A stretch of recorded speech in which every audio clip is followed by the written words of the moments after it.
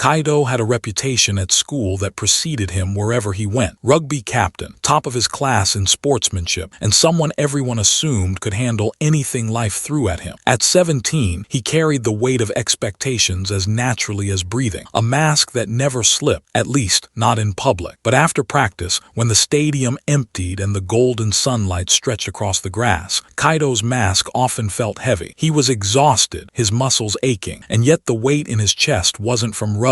It was something quieter, more insidious, the sense that nobody really saw the person beneath the strength. One afternoon, Kaido found himself walking through the park on the way home. He had been lost in thought, replaying the day's drills in his head, when a quiet voice caught his attention. "Careful with your angle. The light will ruin the perspective," the voice said. Kaido turned and saw a boy sitting on a bench, sketchbook in hand, pencil moving quickly across the page. He had dark hair that fell into his eyes, a soft, concentrated expression, and a calm presence that made Kaido pause. Hey," Kaido said, approaching cautiously. "What are you drawing?" The boy looked up, startled, then smiled shyly. "Oh, just people I see. Sometimes I try to capture how they feel, not just how they look." Kaido glanced at the sketchbook, curious despite himself. His heart skipped. It was him, or at least a version of him, drawn not as the rugby captain, the hero of the school, but as someone human, vulnerable, thoughtful. "You drew me?" Kaido asked, voice soft. The boy nodded, cheeks slightly pink. "You always seem like you carry everything on your own. I thought it was interesting." Kaido didn't know how to respond. Nobody had ever noticed him like this before. Nobody had ever seen the cracks beneath his carefully maintained armor. Can I sit?" he asked, nodding toward the empty space on the bench. "Of course," the boy said, moving his sketchbook slightly to make room. Kaido sat, trying to steady his racing heart. "I'm Kaido," he said. "Haru," the boy replied. For a long while, they sat in silence, the park's gentle breeze playing through the trees. Kaido felt a strange comfort in Haru's presence, a quiet warmth that contrasted sharply with the chaos of his daily life. You're different from what I expected," Kaido finally admitted. Haru tilted his head. "Different how?" "Calm, observant, not demanding attention like everyone else expects of me," Kaido said. He swallowed hard. "It's nice." Haru smiled faintly. "I think you've been carrying too much. Even strong people need someone to notice when they fall." Kaido's chest tightened. Nobody had ever spoken to him like that. And in that moment, something shifted. Maybe he didn't have to be invincible all the time. Maybe he could let someone in. They exchanged small smiles, subtle and hesitant, but it was the beginning of something neither of them yet understood. From that day on, Kaido found himself seeking out the park, hopping for a glimpse of the boy who had seen through his strength to the person beneath. And slowly,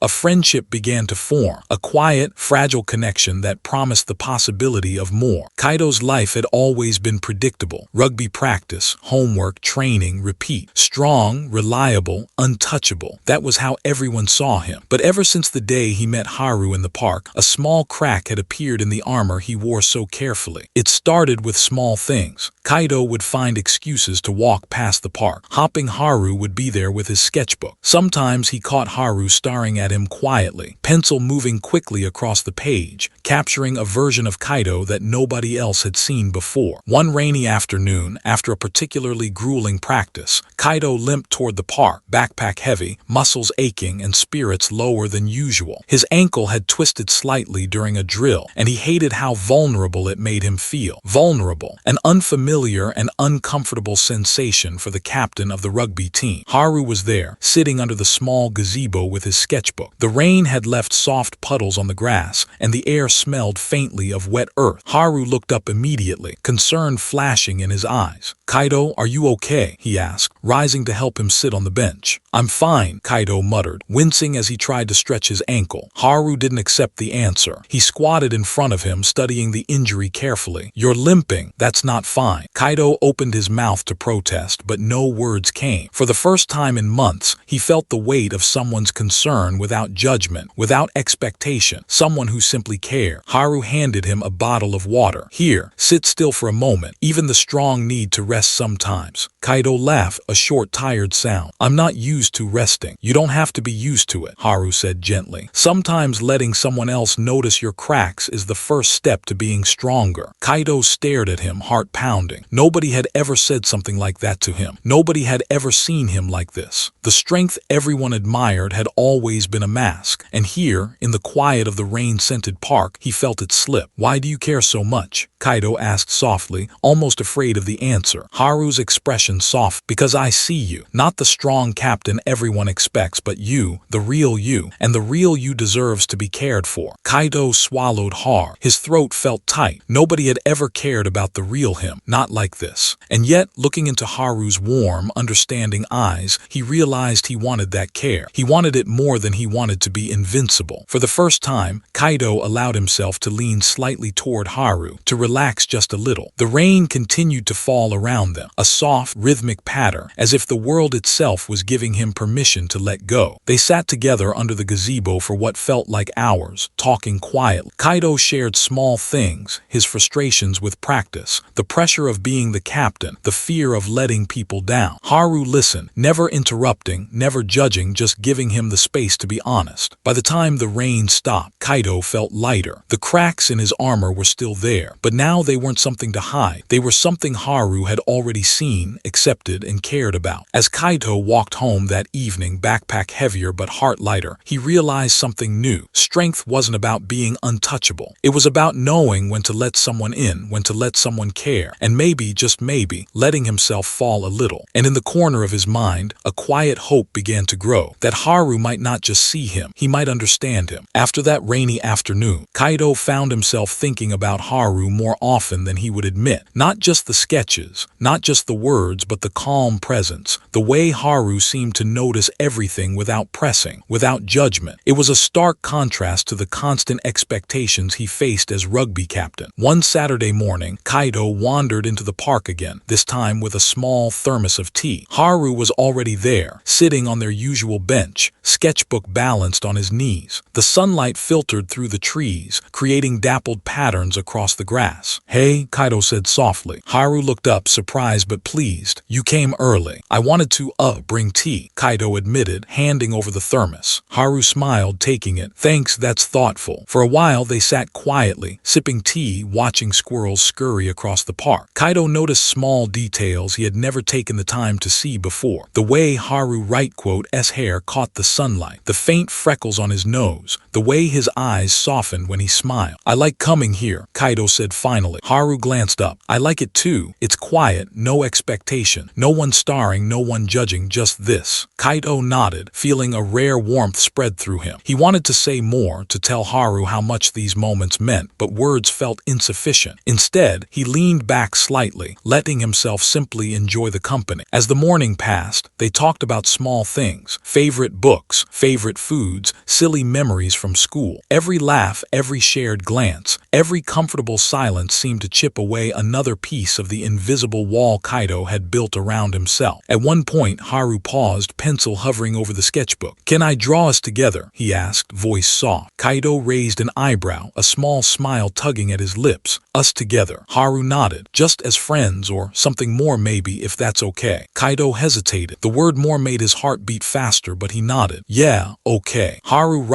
S pencil moved carefully, sketching them sitting side by side on the bench, teacups in hand, shoulders almost touching. It wasn't romantic in an obvious way, but there was a closeness, a warmth that radiated from the page. Wow, Kaido breathed, looking at the sketch. You make it look easy. It's not, Haru admitted, blushing slightly, but it feels right. Kaido felt his chest tight. For the first time, he realized that letting someone see him like this, vulnerable, human, wasn't a weakness, and he wanted more of these moments, with Haru, always. As they packed up to leave, Kaido glanced at Haru. Thanks for today, for noticing, for everything. Haru smiled warmly. Anytime. You don't have to do everything alone, Kaido, not ever. Walking home, Kaido felt lighter, freer, like a weight he hadn't realized he was carrying had been lifted. The strong one didn't have to fall alone anymore. And in the quiet of the afternoon, Kaido made a silent promise. He would let Haru in, fully. No walls, no pretending. For the first time, he felt that he might not just survive the cracks in his armor. He could thrive in them with someone by his side. Autumn had arrived, painting the city in shades of amber and gold. The rugby season was in full swing, and Kaido was busier than ever with practices, matches, and team responsibilities. Yet, amidst the chaos, he couldn't stop thinking about Haru. The way his quiet presence made everything feel lighter, the way his smile lingered in Kaido Right's mind long after they parted. One evening, after an exhausting practice, Kaido found himself walking toward the park again. He wasn't sure why he went. Maybe it was habit. Maybe it was something deeper he didn't want to admit. Haru was sitting on their usual bench, sketchbook open, though the pencil was still. He looked up and smiled when he saw Kaido approaching. "Rough practice?" Haru asked, noticing the tired slump in Kaido Right's shoulders. "Yeah, I'm beat," Kaido admitted, lowering himself onto the bench beside him. "But it's nothing I can't handle." Haru studied him for a moment. "You always say that, but sometimes handling everything alone, it's not enough." Kaido swallowed hard, his usual confidence wavering. Haru had a way of seeing right through him, and he hated how exposed it made him feel. I guess I just don't know how to slow down," Kaido murmured. "I don't want people to see me falter. Everyone expects me to be strong, and everyone also expects you to be human," Haru said softly. "There's no shame in falling, Kaido, not with me." The words struck him like a gentle breeze, soft but powerful. For a long time, he had buried the idea that someone could care for him unconditionally. But here, sitting next to Haru, Kaido felt that perhaps it was possible. They sat together in silence for a while, the autumn wind rustling leaves around them. Kaido noticed small details he hadn't before. The way Haru Right's eyes sparkled in the fading light, the soft curve of his lips when he smiled, the easy way he listened without judgment. At some point, Kaido realized his hand had slowly inched closer to Haru Right's on the bench. He froze, heart hammering. He didn't pull away. Haru glanced at him and then carefully intertwined his fingers with Kaido Right's. Kaido felt warmth spread through him, a flutter of excitement mixed with a touch of fear. This was new. This was real. And yet it felt right. I like being here with you," Kaido admitted, voice low. "More than anywhere else." Haru smiled, squeezing his hand gently. "I like it too. You don't have to pretend with me. Not ever." Kaido Right's chest tightened. He wanted to say more, to confess everything he'd felt for weeks, but the words seemed too big, too fragile to leave his lips. Instead, he simply leaned slightly closer, letting their shoulders brush. Haru didn't move away. It was a quiet acknowledgement, a subtle shift that said everything they were both too nervous to speak. Kaido felt the stirrings of something deeper than friendship, something tender, intimate, and alive. As they walked home together later, the sky painted with streaks of pink and orange, Kaido realized that he had begun to depend on these moments with Haru. He didn't just want to share his vulnerabilities. He wanted to share his joys, his fears, his entire life. And maybe, just maybe, he was ready to let Haru see all of him. The days were getting shorter, and the air carried the crisp bite of early winter. Kaido Right's rugby team was in the middle of the championship season, and the pressure on him was higher than ever. Yet, amidst the intensity of practices, drills, and team meetings, his thoughts kept drifting to Haru, the quiet boy who had become his anchor. It was late one evening when Kaido found himself wandering toward the park again. The streetlights cast long shadows on the paths, and a soft breeze carried the scent of fallen leaves. Haru was there, sitting on their bench as always, sketchbook open but untouched. He looked up, eyes lighting with warmth as Kaido approached. "You're late," Haru said, smiling softly. "Could say the same to you," Kaido replied, settling beside him. He noticed the sketchbook but didn't open it. Tonight, words mattered more than drawings. They sat together in companionable silence for a few moments, the gentle rustle of leaves filling the quiet. Kaido's chest felt tight, as though it held words he had been afraid to speak for weeks. Haru," Kaido began, hesitating. "There's something I need to say." Haru turned to him, eyes attentive and patient. "What is it?" Kaido swallowed hard. I like you, more than a friend. I've liked you for a while, but I didn't know how to say it or if I even should." Haru blinked, then smiled softly, reaching out to take Kaido's hand in his. "I was hoping you'd say that," he whispered, "because I like you too." Kaido's chest tightened with relief, happiness, and a flutter of nerves. "Really?" he asked, voice barely audible. "Really?" Haru replied, squeezing his hand gently. "You don't have to hide it anymore. Not with me." For a moment, neither spoke. They simply held hands, letting the world fade away. The streetlights flickered, casting warm golden tones across their faces, highlighting the soft, shy smiles that neither could hide. "I never thought I'd feel like this," Kaito admitted, leaning slightly toward Haru. "I've always been the strong one, the captain, the person everyone relied on. And now, I feel like I can finally just be me." "You've always been you," Haru said softly. "But it's okay to let someone in. Even strong people need that." Kaito nodded, a small laugh escaping him despite the nervousness. "Yeah, I guess even the strong fall sometimes. And sometimes the right person is there to catch them," Haru added, smiling warmly. Their hands remained intertwined as they walked together through the park. Kaito felt a sense of freedom he had never known before. For the first time, he realized that strength wasn't about carrying everything alone. It was about trusting someone enough to let them in. By the time they reached the park's exit, Kaito glanced at Haru, heart racing. I